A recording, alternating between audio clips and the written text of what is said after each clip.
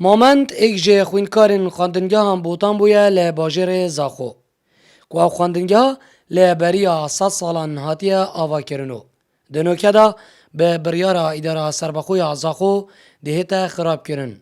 و لشیناوی پارکک دهتا درست کرن. سال هفته و هفته از ساعتم و قطابخانه پیش نمیل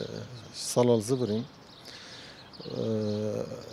بیرهاتنت خوش و نخوش اون کو یت خوش بیرهاتنت ما مستعد مید برید بیرامون قطابیت حوالت منو 6 سال ملویر خوشی در باز کرد و یت نخواهش طبعا بیرهاتنت نخواهشندک ما مستعد مگ اغلبا جیت وفات کردن یک دو اکت ما این سرجیانه عندك قطابي جهوالت موان جيت وغير كرين قال لك تشونج درفه افهسته وصابوا من پیداد بتن راستی. ریوبری و خواندنگه باس لگرینگیاوی دکه ده 100 سالن رابوری داو دبیجید دنوکه دا نزیکی 600 خوینکاران لوی خواندنگه دخویننو ده چارانه به سیوان چه بید؟ والله بدلگرانی براستی اف قطابخانه بتا خراب کردن نه ابتنه وكو كارجيري حمي ماموستا قطابي سميانة قطابية خلق زاخو جعمي چونكي أبا كالتورة قطابخانة زاخو كالتورة كي باجر زاخوا جاك أثري باجر زاخوا إكمي قطابخانة زاخو دا پزارتا درچویت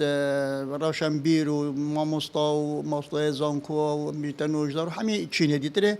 لوی قطابخانه یت درچو دو دوام الفيريت نكرنا اك دوام بنرتا يا بوطان بخوب خويا نزيكي 340 حتى 50 طلب يتلفيرنا دوامك جيك اماده ديجلا يا دراسه قانون عربي او جيك سرد صد قطاب يرانا يتلفيرم دوامات كان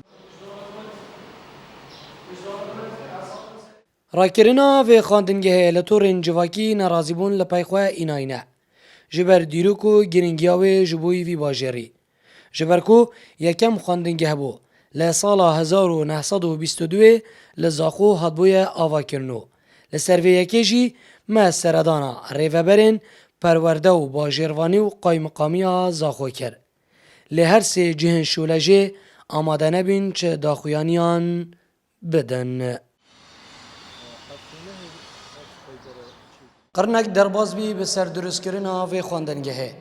که دمکی دایه به دهان ماموستا و نوشدار و کسان بسپور در چوین و خواندنگه نه به بریارا اداره سربخوی آزاخو دهیت جناف برن که دمکی دایه ریوبریا پرورده آزاخو پیدوی به چندین خواندنگه هندی هیا لوی باجیری زیر وانگولی با دینان زاخو